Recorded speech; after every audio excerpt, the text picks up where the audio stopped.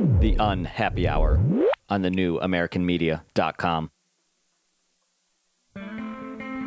Broadcasting to you live from the Milky Way galaxy, the solar system, planet Earth, North America, the United States of America, California, Los Angeles to be specific. Hello everybody and welcome to the Unhappy Hour. Yes, a Cleveland sports fan here talking about the Indians, the Cavs, the Browns. Occasionally the Buckeyes have made me happy, but still only one championship I have celebrated in my 34 plus years on this planet. And that's why it's called the Unhappy Hour, because one of these years, for the love of God, seriously for the love of God, you gotta bring us some titles, you gotta bring us some championships. The Indians in the mid-90s. Seriously, you couldn't get it done with Albert Bell, Manny Ramirez, Jim Thome, Roberto Alomar, Omar Vizquel, Kenny Lofton. Go down the list. So many great players, no championships. Seriously, LeBron James, back-to-back MVPs, back-to-back best records in the league with the Cleveland Cavaliers. No titles. Go to Miami, win them there. And don't even get me started on the Cleveland Browns and the drive and Red Bright 88 and the fumble. And then Art Modell stealing our team. Yeah, whatever. My name's Brian Engelman, I'm your host, and welcome, thank you for joining us. But that's why we get together, because I'm a die-hard Cleveland Browns fan. I live in Los Angeles. I don't really care about the Lakers. I guess I'll be rooting for the Clippers a little bit. I don't care one way or another, I think is the best way to describe that. Go Clippers, I guess. I don't know. I'm still not rooting for the Heat. And do I want the Cavs to make the playoffs? We'll figure that out. Do I want the draft pick? Do I want the lottery pick? Or do I want Kyrie to taste the playoffs and get a feel for it and let the young kids get a chance? I don't know what I'm rooting for, but I do know that I'm kind of excited for what the Cleveland Browns have had to do in free agency, and we're going to talk about it. We have two guests coming up in this show. We're going to have NBA scout and lifelong Cleveland sports fan Zach Barris joining us in about 27 minutes for the second half of our show. We're going to talk about March Madness, the Cleveland Cavaliers. Who knows, we might go into overtime and talk about a few other wicked things. But we're not going to go too far into overtime because we have special guest John B. Wells, formerly of Coast to Coast AM, now manning the ship over at Caravan to Midnight. He is an experienced pilot himself, and we're going to talk about what in the hell happened to how do you lose a plane? How do you lose a ginormous plane? How does it just disappear in 2014? Whew, lots of theories. So we can't go too over with Zach. But before we get to Zach, before we get to John B. Wells, we're going to bring in Rob Trautman from Sports on Tap. We got to talk about the Cleveland Browns and their free agency. Did they do enough? Did they just kind of replace two good players with two other good players? So we're going to bring him in just a second. But real quick, if you're not following us on Twitter, come on, man. Come on, man. You got to do it. Go on Twitter. We're at American_media_. Just do it. American_media_. Follow. On Facebook, you got to do a search. The New American Media with spaces in between, and then you like our page. On YouTube, youtube.com/The New American Media. Click subscribe. Lots of archives over the past 3 years. We're celebrating our 3-year anniversary on May 1st. So that's pretty exciting. Lots of archive shows. Lots of stuff there, and check out our homepage, thenewamericanmedia.com. But I just really want to get into the Cleveland Browns stuff, so let's bring in Rob Trautman from Sports on Tap to get into that.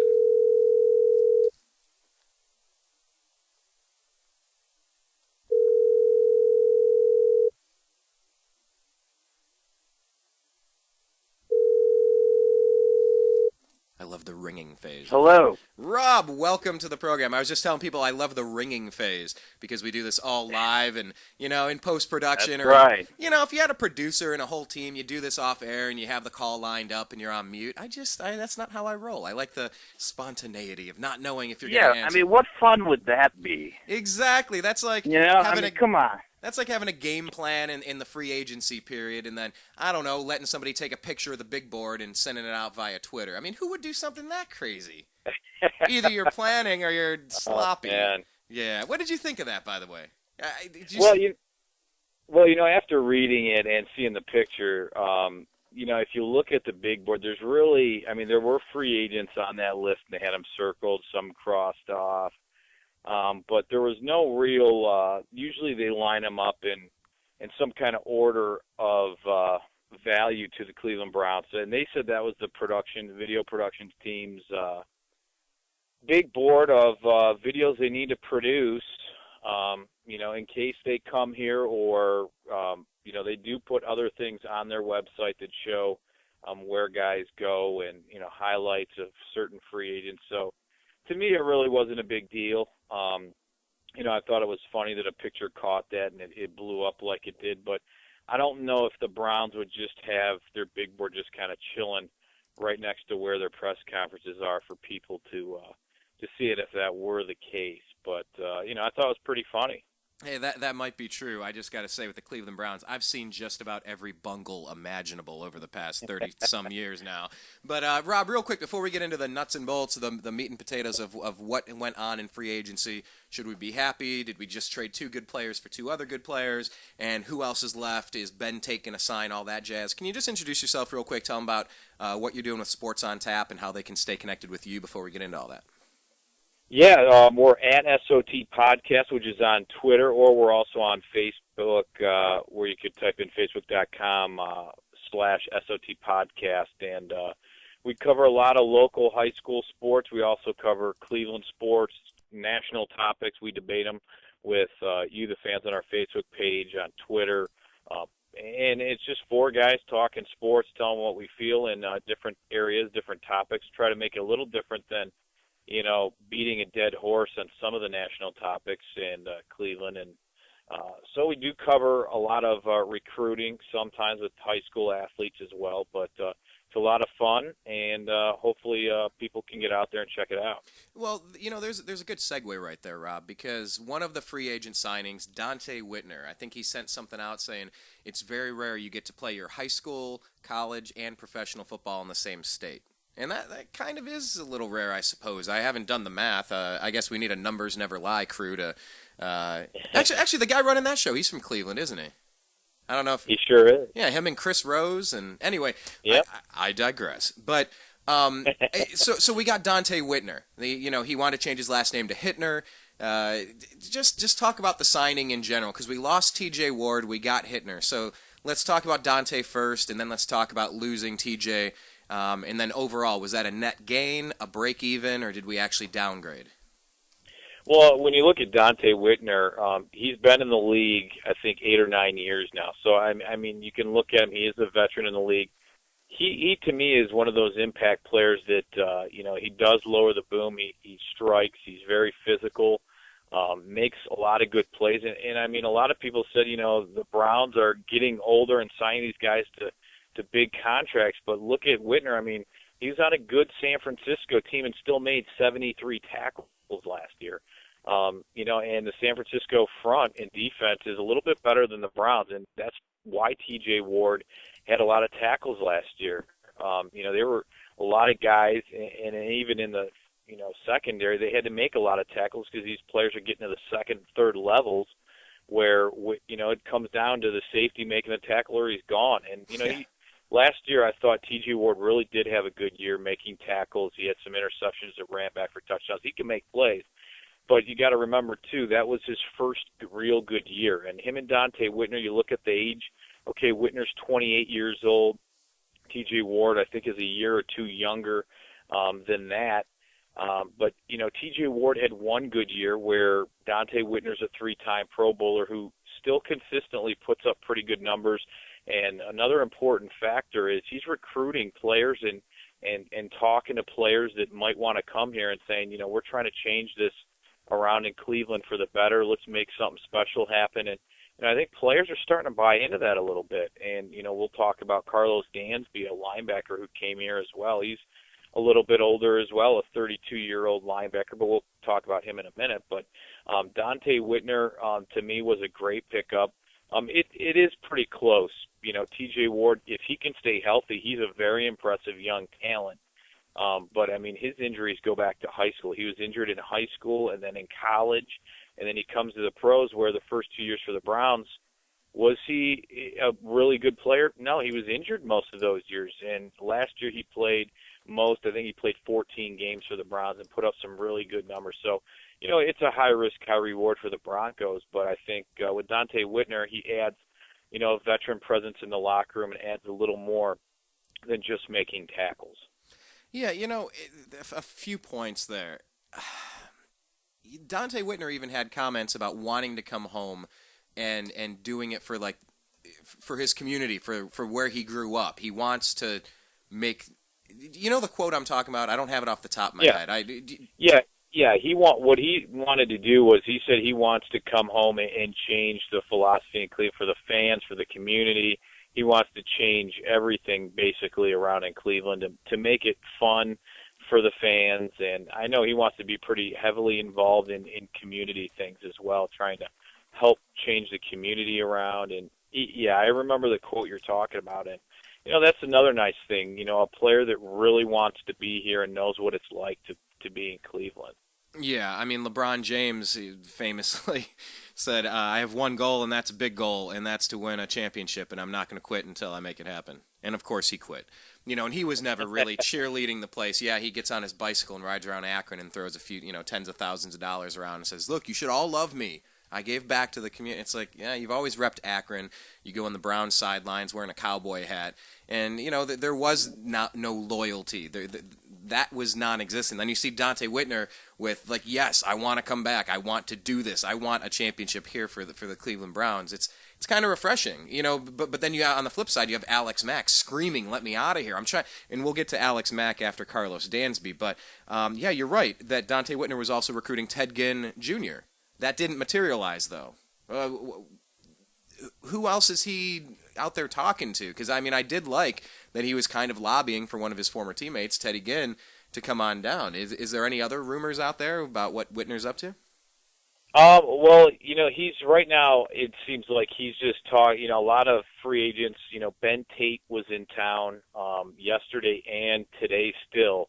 And, I noticed on Twitter, one of the offensive linemen for the Cleveland Browns, Jason Pinkston, said, sign the dotted line, let's get a deal done.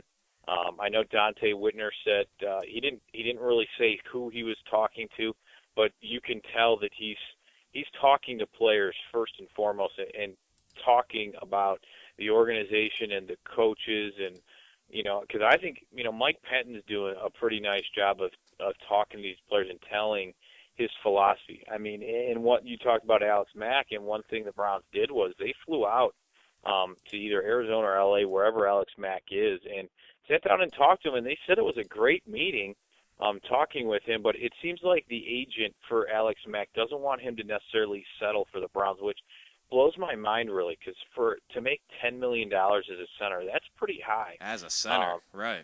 Yeah, and it would only be for 1 year, and then next year, he can always test the free agent market, or if the Browns franchise tagged him, it would probably be for, $11+ million, and that's a lot for a center. And I think he is a really good center, but, that position you could find some decent centers, whether it be the draft or there's a lot of offensive linemen, free agents out there.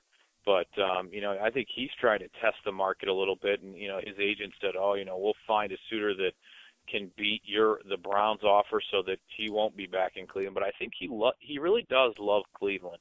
But I think he wants to test the market out a little bit and see what else is out there, which is fine, because he is a big-time center. And I know one thing about him is he's a little disappointed with, what this organization has done, with all the different coaching changes. Yeah.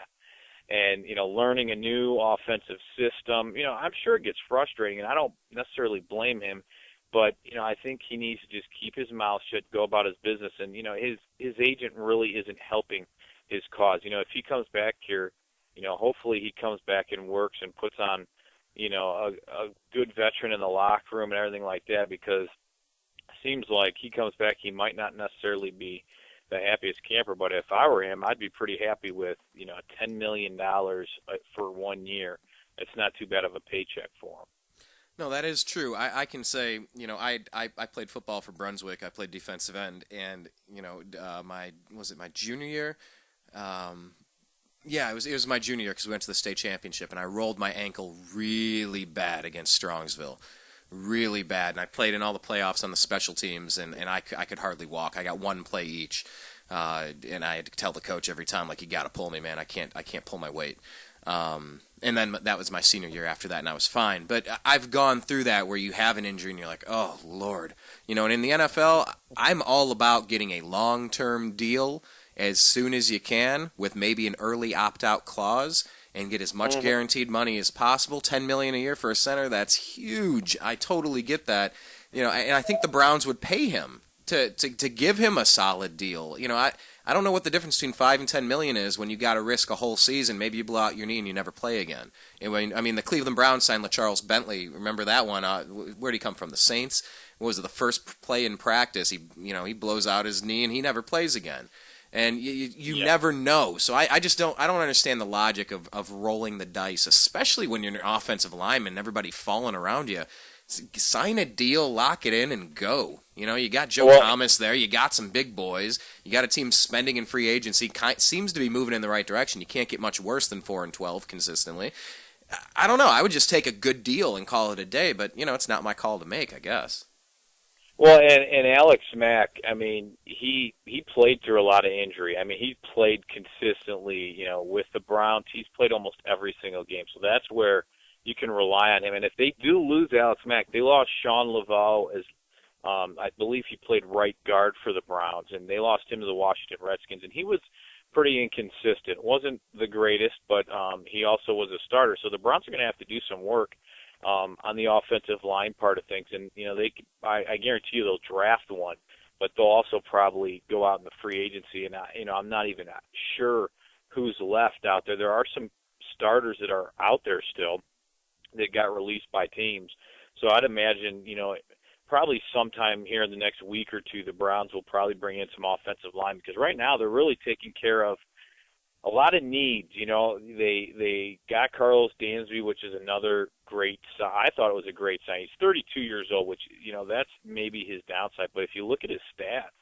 he's consistently put up, 100-plus tackles, kind of like DeQuell Jackson. DeQuell Jackson is a beast. He's a veteran, and that's what Dansby brings as well. But Dansby also can give you some sacks and interceptions, and he's an impact player as well. Was on the Cardinals, played in the Super Bowl, and it's like a swap out, which some people said, you swap one guy out, you bring another one in, and why didn't they keep DeQuell and this and that? But obviously, I think Mike Pettin has some input on the type of players he wants in here. He wants in here some physical, hard-nosed players just like him. If you remember his press conference, he said, you're going to have to blow your nose a little bit. I like it.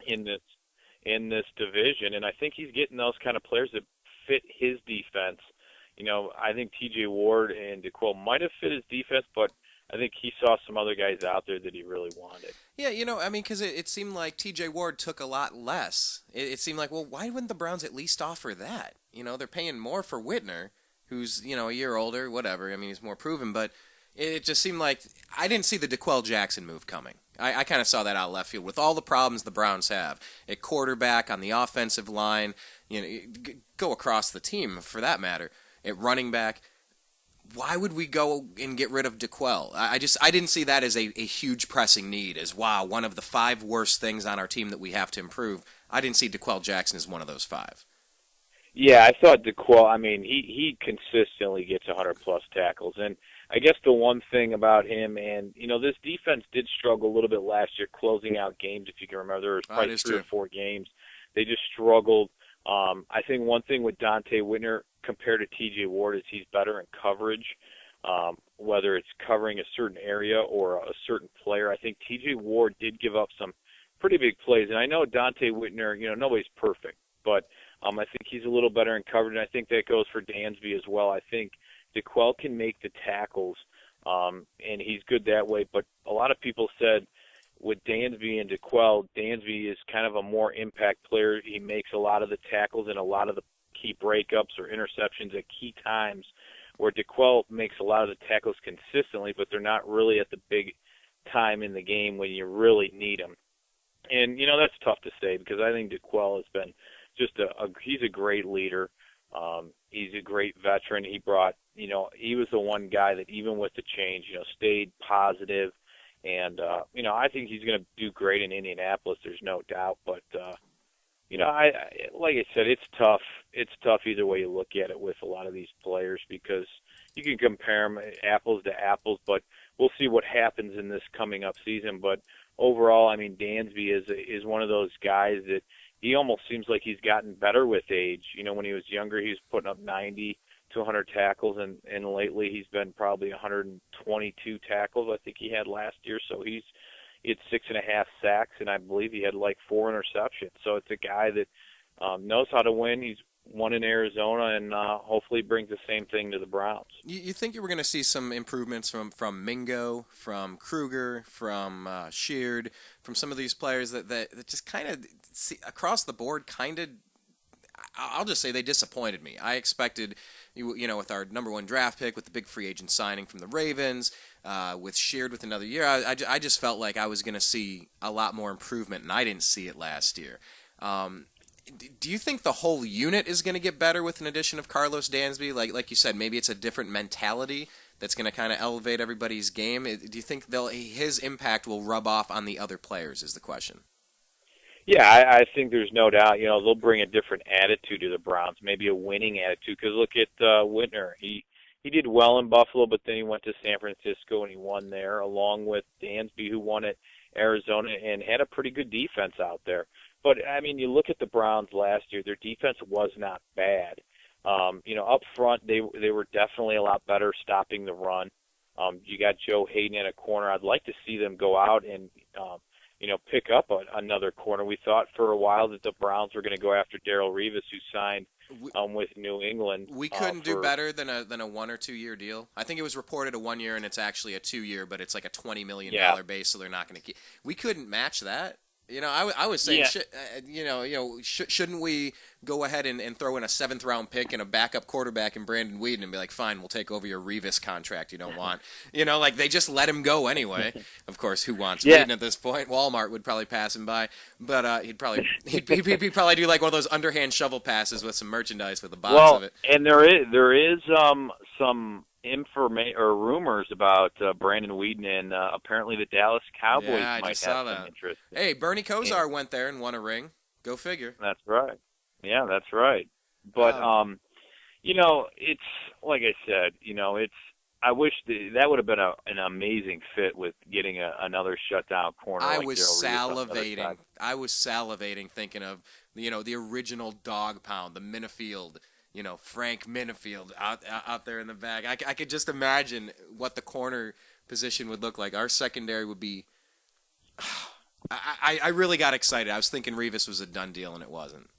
And I think a lot of people here were, and they were pretty disappointed when they saw that. But there's still Dominic Rodgers-Cromartie out there who came from Denver, who's visiting the Jets. And there's some decent corners out there, but I'm not sure how much the Browns exactly want to spend on the corner position. I think they'd like to get an upgrade, but I'm not sure that they can spend $10 to $14 million on a corner. Which Revis, he did come down. I think he was slated to make like $16 million or something, and you knew that wasn't going to happen. But I'm interested to see what they do at the corner spot. Hopefully they can, I don't know if the draft is a great solution for that. We've tried with Buster Skrine, and Buster Skrine did improve. He's a younger corner that has consistently improved, but you have Leon McFadden, who last year got drafted. I think he's out of Fresno State for the Browns, and, he was okay. He was kind of hit or miss. They didn't they plug and played him sometimes, but I think the Browns need another corner opposite Joe Hayden to really, if they could do that, that'd be pretty impressive. And up front, the defensive end, there's a Buffalo Bills defensive end, Alex Carrington, that Mike Penton is familiar with, and he's another young guy that is pretty impressive. He hasn't played, a lot like a veteran, but he's a younger guy that seems to be playing more and more and making plays. And that's what the Browns, I think, are looking at. They can sign him, maybe not to a higher contract. And then another linebacker, his name is Arthur Motes, actually, at Buffalo, too. And he's another younger guy that he had like 50 tackles last year, but he's a guy that consistently gets better. He's a younger guy like Alex Carrington, and I'm interested to see. This defense definitely has gotten a little bit better. They signed Isaiah Trufant from the Jets, and he's more of a special teams player, and he's a plug-and-play corner. But he's a younger player that has been pretty impressive, and I know the Jets were a little disappointed they couldn't sign him again. But there's still a lot of time, and the Browns, I think, are also now starting to focus a little bit on offense, trying to get a few weapons offensively. So it's going to be interesting to see which direction they head next. Yeah, I mean, cutting Devon Best, that's addition by subtraction. That's totally fine. Signing Jim Dre at tight end, he's the blocking tight end, so that Jordan Cameron, who's essentially, I don't know, he's kind of in the mold of one of those big receivers type of tight ends. But what do you think about the receiver we picked up from Cincinnati, Hawkins? What should we expect there? Because we're going after Edelman from the Patriots. We're going after a few other cats. What do you think about the signing? Yeah, Andre Hawkins is a young guy, and he hasn't necessarily gotten an opportunity in Cincinnati, which I'm a little bit surprised because he has shown signs that he's kind of like that. To me, he reminds me of a Julian Edelman, except I think he has obviously really good speed. He's an underneath guy that you can get him out. If you can get him in the open, he's very dangerous. He's a very short. I think he's 5'9" or 5'10", but he's out of Toledo. Is where he went to college. He's been in the league a few years, and he caught on with the Bengals. And he seems like in Cincy, he's like that third wide receiver, but he's not. I don't even know if he's the third wide receiver. He's kind of hit or miss. In some games, he was impressive, and then other games he didn't play much. And I think the Browns saw something there with him. And he has good hands, good speed. He is shorter, but to me, he reminds me of kind of a Julian Edelman, where you can find him some mismatches with linebackers. Him coming out of the backfield and making some plays. And I like the signing. I'm interested to see. Cincinnati has till Tuesday to sign him. And yeah, that's right. There's 5 years. They're not going to sign him, but yeah, I'm sorry, not 5 years. 5 days before. So yeah. It's an offer sheet that the Bengals can match. Exactly. All they have to do is match it, and he would stay in Cincinnati. Does Hawkins have any say in that? Does Hawkins have a say in that, or it's just contractually he has to go back to the Bengals if they match? Does he get to pick? I think he has to go back to the Bengals if they do match. I believe he has to go back and go back to the Bengals. But I think the Browns made it a little bit tough giving him guaranteed money, and they weren't necessarily cheap on their offer to him. I think it was $4 or $5 million a year. I think it was near 4-point-something million a year for him, and in the first 2 years, I think it's 10.23 million, and I think overall, it's a 4-year contract. So not bad for a no-name receiver, I'll tell you. Well, and he is a guy though that made a lot of plays last year. He was one of those guys that even some of the analysts said I'm surprised they didn't give him more of a chance because. He can do some things, and I think he could be a pretty nice receiver for the Browns if he ends up in Cleveland, which I think there's a pretty good chance he could. Well, you're talking about receiver landing in Cleveland. I mean, did you happen to see the Sammy Watkins picture that's sent out today through Twitter where he's wearing a Browns? Can you comment? Can you paint the picture for people that haven't seen it and give me your input on that? I have a few thoughts, but I want to hear yours first. Yeah, Sammy Watkins, they had, I think it was the brown jersey on him, and I think he had number 2 on and in the stadium. And, it did look good, and, that's another guy. Imagine you have Josh Gordon and Andre Hawkins and then Sammy Watkins, who could probably, I think, fit in real nicely as the number 2 wide receiver. And then I guess you say, what do you do with Greg Little? But I think they might even keep Greg Little because his contract is do we have friendly. to? We have to keep him? That's a guy that has just never panned out for me. A lot of potential, his problems at North Carolina, whatever. He makes a couple plays, and I've never seen such stone hands on set. Just bumble-headed, Braylon Edwards-type brain farts out there. I don't know. I'm not a Greg Little fan at all. I'll take Greg Little reluctantly over Devon Best, but that's about it. I would love to see Greg Little gone in a heartbeat and put anybody out there with heart, desire, drive, and the willingness to improve. I just haven't seen it out of him. But yeah, could you imagine those twin threats? Who would that be in tandem to if you put Sammy Watkins out there with Josh Gordon? Kind of like, what other teams do stuff like that? Maybe the Falcons? Yeah, that's what I was going to say. It kind of reminds me of the Julio Jones and Roddy White combination a little bit, except I think Josh Gordon reminds me of a little Calvin Johnson. I think honestly, Josh Gordon is going to be probably one of the best receivers. He already was, but I can see him consistently being that good in the league where he's a top 5 receiver every single year. And, to pair him up with a Sammy Watkins and then they have an Andre or Hawkins that, is like a Julian Edelman. I mean, those are nice weapons for Brian Hoyer, and if they get, a rookie quarterback. But I really like what they're doing here, and the only thing I do hope they do, they need a running back, and they need to start plugging that offensive line a little bit, and you need a good offensive line to make these things happen. But even last year with a mediocre offensive line, I thought the offensive line was okay. They did well in some games, and then some games they fell apart. I think Josh Gordon and those guys, Jordan Cameron, the tight end, had a good year, and with some of the more weapons, and look at the defense. They didn't do bad either, but they're plugging some players in on defense. I think this team could be with some weapons. Yeah, and that is the case. Josh Gordon had an amazing year last year, and he missed he missed the first 2 games. So when I think, number 4 pick, do you pick Sammy Watkins? And I watched him tear up Ohio State. I was like, it was horrible to watch. But he's a clearly talented player. But we cannot forget with Josh Gordon, one more mistake, and that boy's done for a whole season. It might not be a bad idea to team him up with another, make it a 2-headed monster at the receiver core position, because you're also backing up a risky thing. He's boom or bust. This guy leads the league in a lot of receiving categories, and he's also leading the league in most dangerously teetering over the edge of a cliff also, metaphorically, with his drug problems and getting busted with stuff. So, who do you like at the number 4 pick? I know this is a fun game to play up until draft time. But are you thinking Manziel? Are you thinking Sammy Watkins as we get closer here? And we haven't even talked about Ben Tate. I want to get your thoughts on that, and then I know you got to run. But at the number 4 pick, what are you thinking right now, based on what we've already filled in with free agency? We obviously have to address running back. We have to address quarterback. But who do you like at number 4? Who do you think the other teams are going to take? Who's available, and who do you grab? I think with the Browns, if they don't believe there's a franchise quarterback out there or a quarterback, I honestly don't.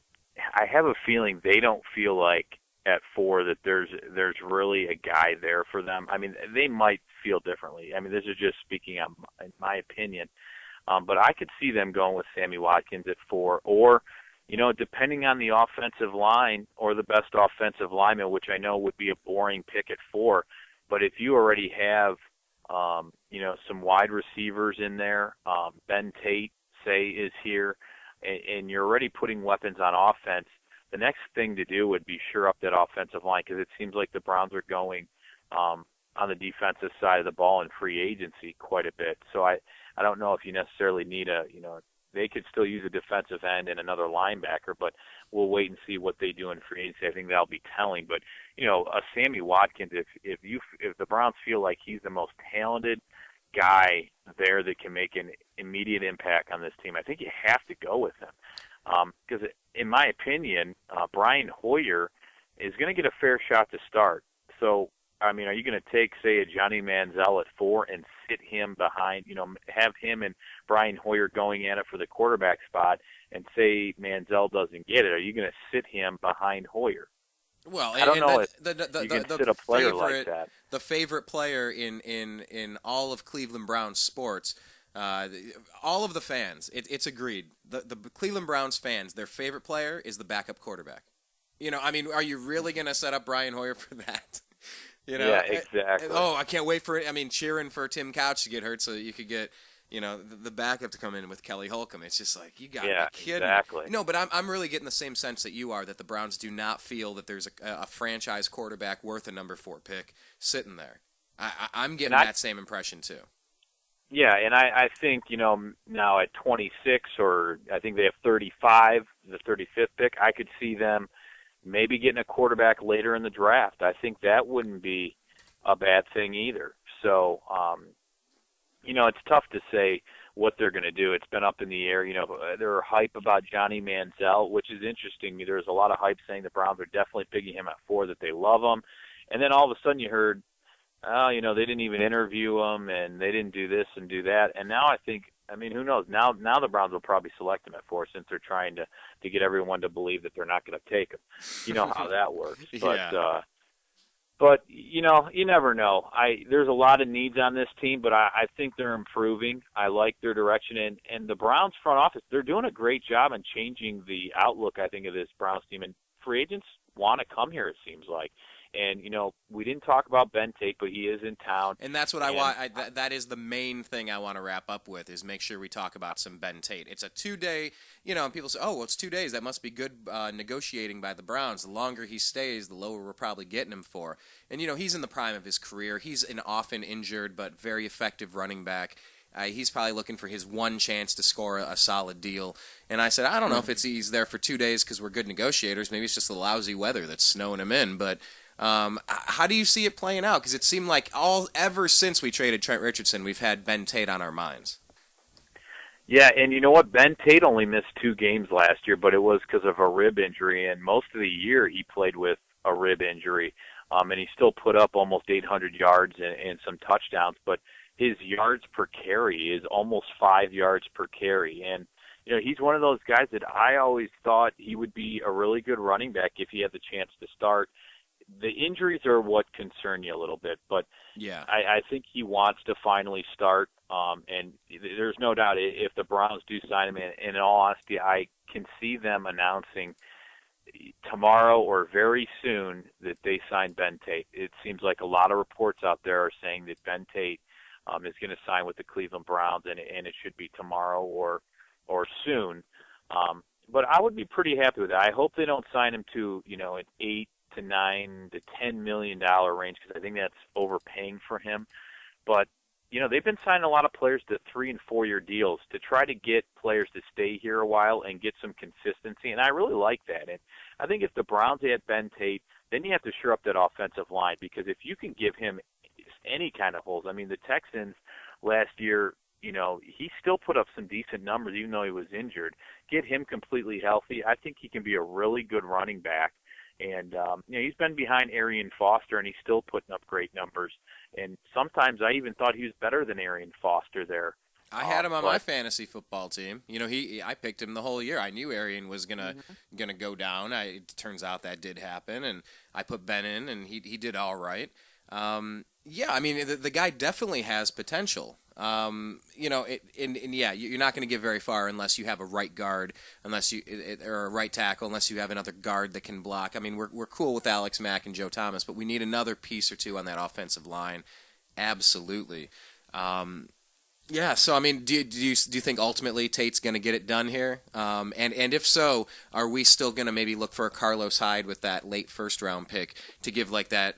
A lot of teams are doing that. You have 2 running backs. You have you take a huge pounding. I don't know that we're going to see Emmitt Smiths and Barry Sanders and Jim Browns anymore moving forward in the NFL. Maybe they'll go back to it, but it seems like instead of them getting so banged up that they're just falling apart, they put 2 people in there and they kind of split the workload. What do you think that their plan is, and do you think Tate's a part of it at the end of their contract negotiation? Yeah, I think he will be. I think Tate will be a part of the Cleveland Browns, and the Browns still do have Dion Lewis, who is kind of a change of pace back. So Tate's one of those guys that goes right at you, but he has a lot of speed. Where Dion Lewis is kind of a cutback that has decent speed, and he was good until he broke his leg last year and was out the full season. But I could see the Browns maybe who knows, in the second or later rounds drafting a running back. I mean, you might get them at. They might get him later at 26, but I could see them drafting another running back in there.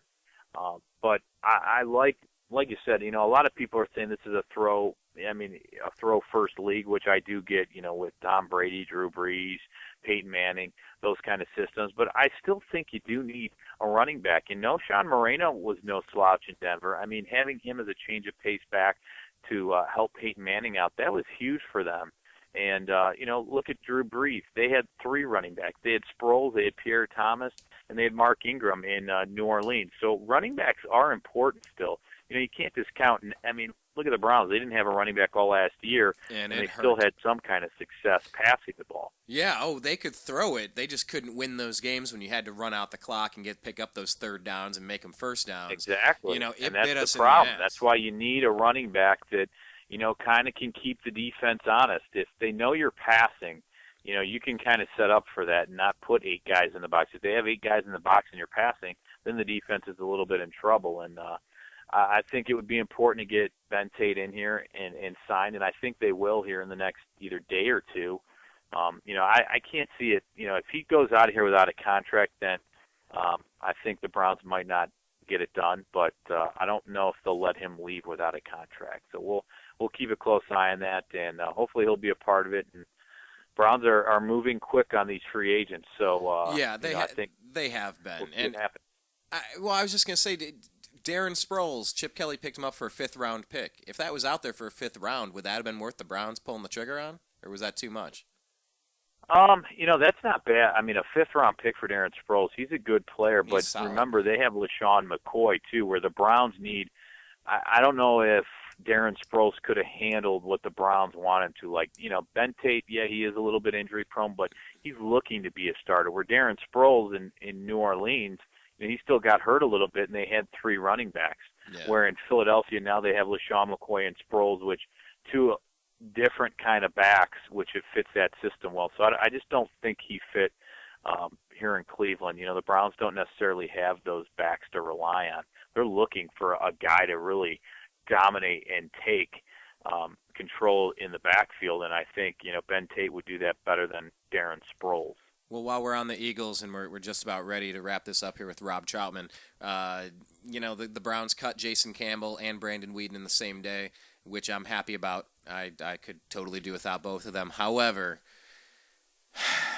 maybe we need a veteran quarterback, and there's a guy out there named Michael Vick, and it would make me sick to my stomach if he got within 200 yards. I feel like he should already have a restraining order against any Dawg Pound. Is there any chance in hell that he ends up in a Browns jersey? Because that's about the only thing that could keep me from rooting for the Cleveland Browns this year. I don't think there's any chance that he would be here in Cleveland. I think he still feels like he can start somewhere. I have no idea where. There's probably a team out there, but I don't. He could absolutely start here. Our quarterback position has been such a mess. This is one of the few teams where the quarterback position is wide open. You had 2 games from a guy that blew out his knee last year. Hardly a solidified starter. This is one of those spots. And I'm just crossing my fingers saying, don't you dare sign this creep. You don't think it could happen, though? You don't think that it's on the radar? I don't think so. I think they need – they're – Kyle Shanahan, I think, has an idea. They mentioned Rex Grossman possibly coming here. There's that first Matt Shaw, but I think Matt Shaw is going to stay in Houston, or maybe they'll release him eventually. But, I just don't see Michael Vick. It would be a funny story, him coming to Cleveland, but I just don't see it. I think they'll look for a veteran quarterback, but one that will want to back up. I think they're going to give a chance to Brian Hoyer. I think they really like him a lot. They like his attitude, and he's going to definitely get a good shot to start this year. And I just don't see Michael Vick coming to Cleveland. I can't picture that. But, there have been weirder things happen. There's no doubt about that. There have been weirder things. And for me, it's a lot easier to forgive a bad decision or getting busted, getting high or something, or maybe even had a drink too many and a DUI, or, in a strip club you threw too much money and people got into a fight. Dumb decisions, things that you would go back and do. But, when you're intentionally killing living creatures to watch them suffer and then you're electrocuting them and drowning them, it's like, no, there's something beyond warped in the skull of somebody that, digs that builds entire empires and facilities and organizes gambling rings around watching that. That's just really, to me, that's on the level of pedophilia evil that I can't understand. It's one thing to eat meat for food and sustenance. All right, fine, that's killing animals too. But the torturing and all that stuff, I don't ever want to see Michael Vick anywhere near the Dawg Pound. And I am praying that doesn't even cross their minds at this point. But, Rob, we're going to let you get going here real quick. I want to thank you for joining us again. But the final question out the door, have you filled out your $1 billion Quicken Loans March Madness bracket yet, by chance? Have you done it? I haven't. I have not yet. I will join in, once Selection Sunday coming up on Sunday, and we'll get to see who's playing who, and hopefully I can have that perfect bracket to win $1 million. But that's no easy feat by any means. especially with college basketball the way it is now, so many upsets. I think a lot of teams are playing up to the same level as even some of the top teams. So anything can happen, but hey, why not fill it out and give it a go? $1 million, I could go for that right about now. Absolutely. I'm on board as well. I know you got a brand new baby in the household. Congratulations on that as well. And sure some college fund could be taken care of with a perfect bracket. So anyway, one more time, give everybody a chance. Remind them where they can sign up, where they can follow your Twitter feed, check out your homepage, all that jazz. And, and we'll let you get rolling here. Yeah, they can check us out on Twitter at SOT Podcast, and we're also on Facebook, facebook.com/SOT Podcast, and we're also on Podomatic and iTunes, Sports on Tap. They can listen to all of our podcasts and some interesting stuff. We interview some, high school athletes that are going all over the place. We just interviewed some people from UCLA. One's going to Northwestern to play football, and are from around the Northeast Ohio area, but they're going all over the place. So we try to keep it fresh and interesting, and hopefully people will give us a listen. And let me tell you one more time, I'm going to keep beating this war drum like our good friend up in the Cleveland Indians stands. I'm gonna keep just drumming on this drum until somebody listens. For the love of God, you're talking high school sports. Will you please help me lobby to get Brunswick to play Strongsville on the last game of the high school football season again? You know what? I will do that. Note, I'm still trying to do it, and I don't know if you know this, but Russ Jakes is no longer the Strongsville football coach. No, I did not know that. I didn't know if you know. He actually resigned. I know this is off topic, but the Avon Lake High School football coach, Larry Laird, is now going to be, if it goes through the Board of Education in Strongsville, will be the new head coach of the Strongsville Mustangs. So Russ Jakes out after 20 years at the helm for the Strongsville Mustangs. Wow. Okay. Yeah, I was a part of that right with the Fasco era and Rich Nowak and yeah, man, good times in Brunswick. But I just we've talked about this before. You are my you are my emissary. You were my ambassador. I was trying to combine those words. It didn't quite work. You were both of those things to me in Northeast Ohio. Please, when this comes up, please talk to some people and try to encourage that again, because it's so hard to find that rivalry. Like the Browns and Steelers, the Wolverines and the Buckeyes. It's hard to find that Red Sox Yankees where it's just beyond a normal rivalry. That's what Brunswick Strongsville is. That's what it should always be. But you keep it by keeping it the last regular season game of the year. So anyway, brother, thank you for joining us again. I do appreciate it. Good luck in your bracket, but I hope it doesn't beat mine. And we'll see what happens with Ben Tate and the rest of the stuff. I know we're going to bring you back again, talk some more Browns when all of the rest of the free agency signings shake out. And as we head right into the draft here, it's going to be here in a heartbeat. And all of the conjecture is going to be over, and then we're going to be evaluating how did we do, which, of course, is equally absurd because you don't know until they play. But exactly, this is, for Browns fans, this is kind of our best time of the season because we're all in an equal playing field. Nobody has a better record than us.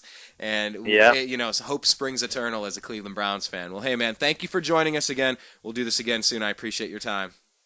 Hey, thanks, Brian. Good talking to you, and hopefully it will change for the Browns where this isn't our most exciting time. Hopefully that will change soon. Lord, I hope you're right. Thanks, Rob. You take care. Hey. All right, there he goes. Rob Trautman, everybody. Make sure you're following him, Sports on Tap. We're going to take a brief pause here. We're going to play a couple songs here. We're going to play a really cool song, Metro, by Twist of Nothing, but it was composed by Sean Flynn, and it features Johnny Rabb, one of the best drummers on the planet.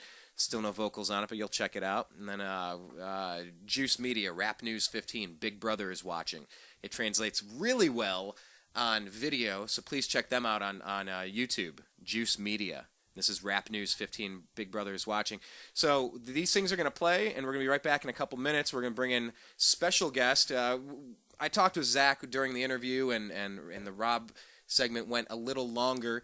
And we're going to bring Zach back to talk about March Madness and talk about the NBA playoffs either in a couple days, or we'll do it at our regularly scheduled time every Friday from 4 p.m. Pacific to 5 p.m. Pacific.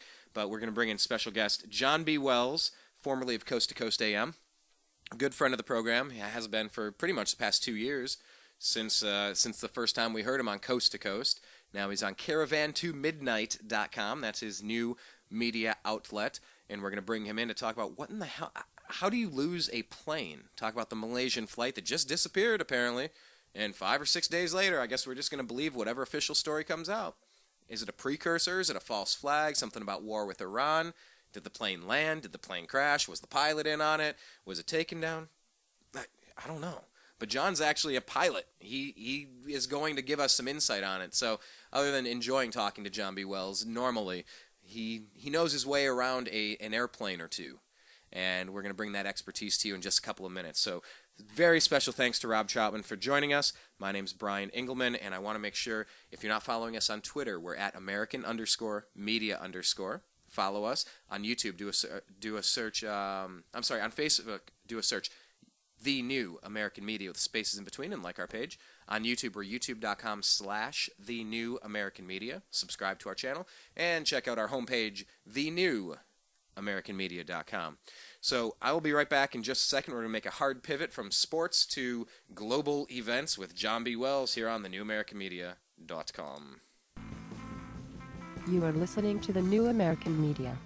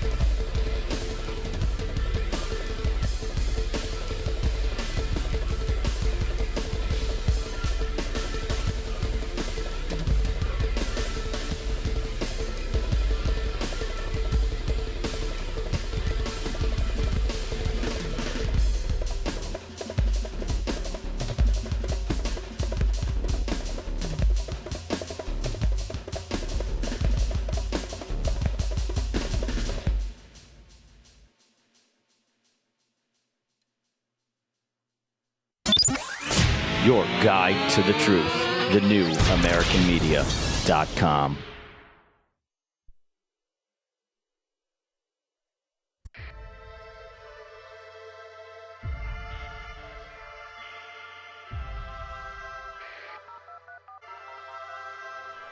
Welcome back, netizens, to this newest edition in Juice Media series of rap news journalism with me, Robert Foster. This evening we're actively delving in depth to facts which affect all of us who dwell on this internet. And we've got to give a special welcome to all the ladies and agents from the NSA, ACO, MI5. Glad you're listening in, because today's show is all about surveillance and how it's spreading from the streets into our modems. As we speak, laws are being tacitly written in to implement ways of controlling the expanse of this internet to keep us safe, we're told. But from whom? And will this place ever be the same if these plans go through? To find out, we connect with our first guest to comment on the matter. We're live at the Panopticon with General Baxter. General? Son? Good to have you back again with us. Explain why the state is spying on us. My fellow Oceanians, as you know, we've always been at war with Eurasia. Or is it East Asia? Either way, it's war and we need division to wage it. But now the proles are connecting online, bypassing these illusory divisions of race, religion, and nationality. Sounds grand to me. It's a catastrophe. Centuries of hard work are being undone, profits are vanishing, and it's due to the internet. It's empowering humanity. We need to get this snafu under control rapidly. How? Behold the latest weapon in the war of terror. Our greatest invention since 9/11. Guaranteed to keep us free and safe forever.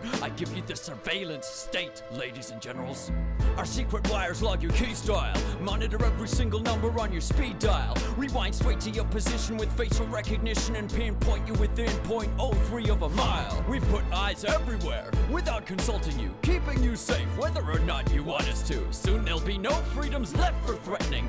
Then we'll have won the war. Take that, terrorism. Brilliant. Thank you, General. We now interview our resident guru, Terrence Moonseed, for a different view. Greetings. How does this situation look? I have one word for you, Robert. Double plus on good. The world populace of 7.4 billion are all headed in the direction of Orwellian totalitarian oblivion. My voice is hoarse, yelling about stellar winds, cold chilling them, and trap wire weaving through the world wide web we all dwelling in. Face it, the all-seeing eyes in all of our Facebooks like a virus, and in these iPhones with Siri, or should I say Iris. Next in line is RFID devices and mind chips triggered by chemtrails the plague spray the sky with. This time it's too far. Check out the base they're building in Utah, where they'll be storing all your data for over a century. It's FUBAR, and under the outback is an entire tunnel of wires, an echelon base called Pine Gap to hijack our mother Gaia. Hey, maybe your mother's gayer. Boo-hoo. Why didn't you just kill yourself like most of your troops do? That's it. Now you're on the cast iron list. Hang on, General. Why weren't we informed about this? Sorry we didn't tell you about our grand plan before. It was meant to be a surprise, under wraps in a store.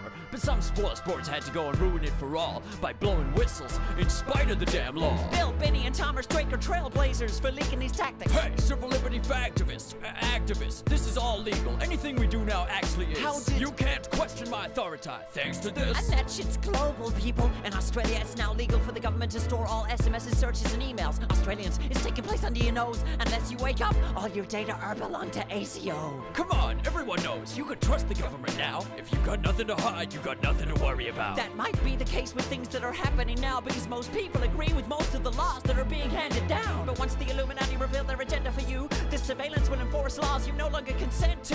But by then it'll be too late to protest too, and anything you've ever said, typed, or browsed can or will be used against you. I'm confused. So what should we do then? What should we do? Nothing. This is all an illusion. It's just a ride, a delusion, the Matrix, the Maya deceiving us. You hippies really make our job so much easier. Sorry to interrupt, but we're picking up a signal from beyond the space-time continuum. Quick, switch on the juice channeling portal. Wait, is that George Orwell? Good day to you. Wow, what do we owe this honor to? I tried to warn you noobs, but I see you are actually fools, or else you thought this was an instruction manual. Yes, so can you advise us? What would you have us do? An open and universal internet is the most effective tool you have to address the issues that afflict the world at hand. Therefore, protecting it is the most essential task that stands before your generation. I think I understand. Hush, man! You must not lose the internet. Heed this mantra. Who controls the internet controls the data. And who controls the data controls the future. We're losing you. I leave you with a tool to use. An onion? Don't be simple, Robert. This is but a simile. It stands for Tor. Tor? Google it. It's for anonymity. This onion router open network helps considerably against tyranny, but its abilities only work if all you use it consistently. And even if you don't use it, run it so its force swells. Thanks, Mr. Orwell. From now on, call me George Torwell. If we'd had such tools when I wrote this, well, it would have been so much simpler to tell Big Brother to go himself. The mother... Sucking piece of shit. Thanks, George Torwell, for manifesting direct from this memory hole of history to impress on us these messages. We're told we need safety, which is precious, yes, but can a society that can enforce all its laws ever progress? Hindsight shows that many figures guilty of thought crime turned out to be luminaries and heroes before their time. But if a surveillance state had reigned then in this form and design, just think of all the progress we may have all been denied. Could lobbies for women's or gay rights have appeared and thrived? Would revolutionary ideals have materialized? Would science have pioneered or even survived if every word had been monitored by thought police and spies? Big Brother brings chilling effects, freezing our collective hopes. He doesn't protect our safety, but protects the status quo and threatens this internet, the one channel yet uncontrolled, whose openness we are now called upon to effect and uphold.